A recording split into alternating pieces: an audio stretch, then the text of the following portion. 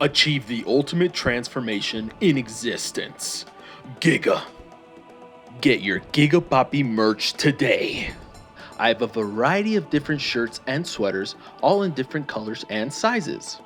Check out the Poppy Polite merch at bonfire.com/poppy-polite-merch. Link in the description of this video. Is Dragon Quest 12 a myth? Nani? Okay, so I've been starting to think about this subject a little bit. By the way, if you hear a little trickling, it's raining outside, so I apologize for the inconvenience. I'm basically the weatherman of Dragon Quest. That's why I film on the outside, right? I'm the weather guy, right? I'm the one on the outside getting you the news. Even though I don't get you news, I just am really loud about Dragon Quest. Anyways, so I feel like Dragon Quest, and I talked about this on my review video of Dragon Quest Infinity's Trash, which you guys should totally check out. But Dragon Quest and Square, I don't know if it's Dragon Quest's fault or Square Enix's fault. I just feel like they're focusing on like their core fan base too much. I mean, you got to focus on your core fan base. I think that's really important, obviously. But the downside of that with Dragon Quest, in this specific case, with a franchise like Dragon Quest, which is incredible, my favorite, literally my favorite. But the problem is, it doesn't have worldwide appeal, you know? It doesn't have a huge following worldwide. Japan, we all know in Japan, Dragon Quest is the Mario of the West, you know? It's like the freaking, it's super incredibly wow popular, you know? Just insanely you know? The most popular thing in Japan. One of the most popular things in Japan. But around the world, unfortunately, it's not. And I feel like a lot of the games they've been focusing on lately, they've just been focusing on the wrong thing. They should be trying to appeal to new audiences. And I think they did a good job with Dragon Quest XI. And I think they consistently keep doing a good job because the game is constantly going on sale. They still talk about it. You know, they made the definitive edition, stuff like that. So that's really good. But Dragon Quest XI is now like 6 years old. It's about to be 7 years old. And, you know, the games we've gotten since are mobile games. Which I think mobile games are good to an extent because, sure, Dragon Quest Tact, for example, which was the most successful one, and it still is very successful, especially in Japan. I think it's from what Pendy from Slime Time was saying. I think he said it was the most profitable app store game, like game on you know, on your phone, like in Japan. So there you go.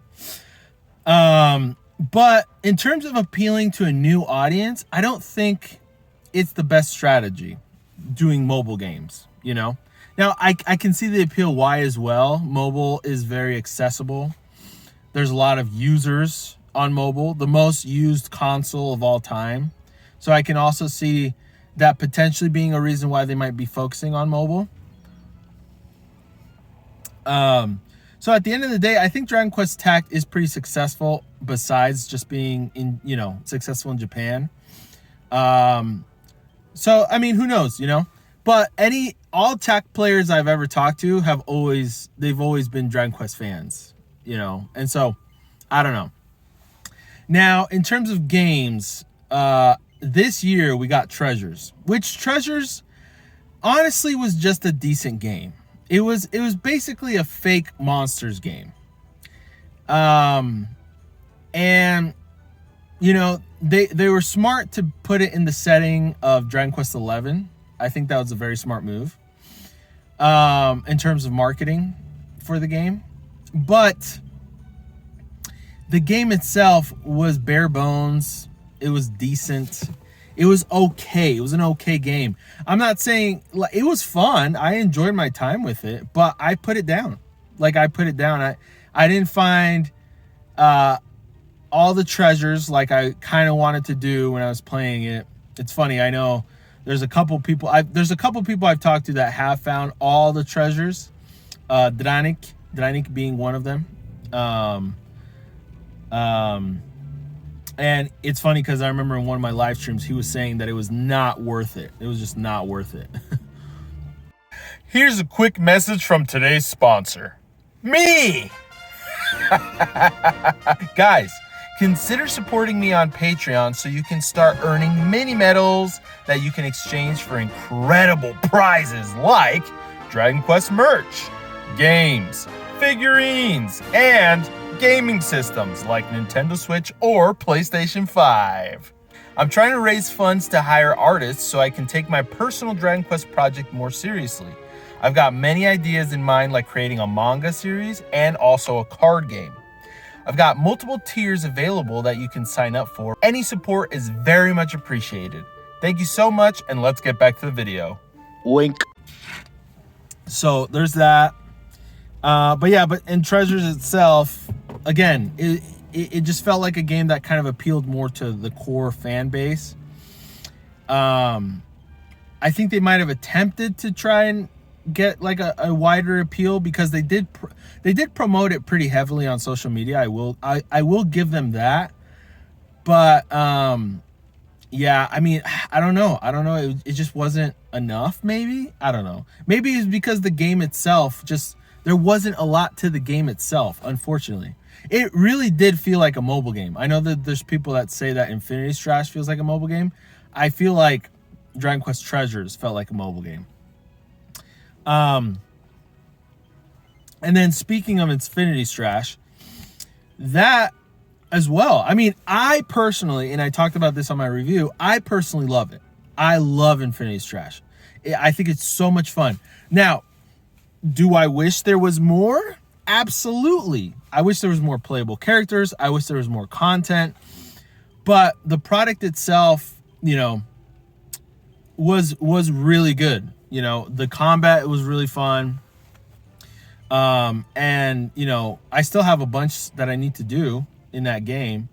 I am currently, at least, I don't know if by the time this video comes out I should be, but I am currently still live streaming once a week Infinity Strash because I'm trying to beat the Temple of Recollection, and then I also kind of want to beat the Temple of Recollection with each character in like a solo run. So I'll see. I probably will be doing that until at least the Dark Prince comes out.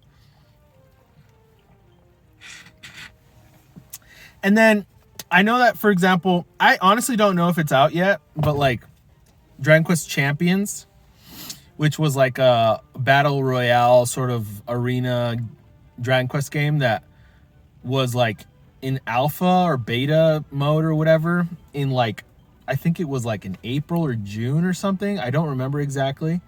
In Japan.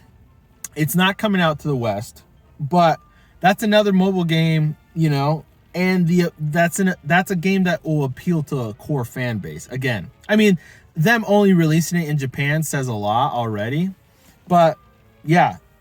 And then Dragon Quest Monsters, The Dark Prince. I do have high hopes for this game, and I really do think that it's going to appeal to a wider audience. So I think that's a good move. The only thing that I'm kind of worried about is the quality of the game.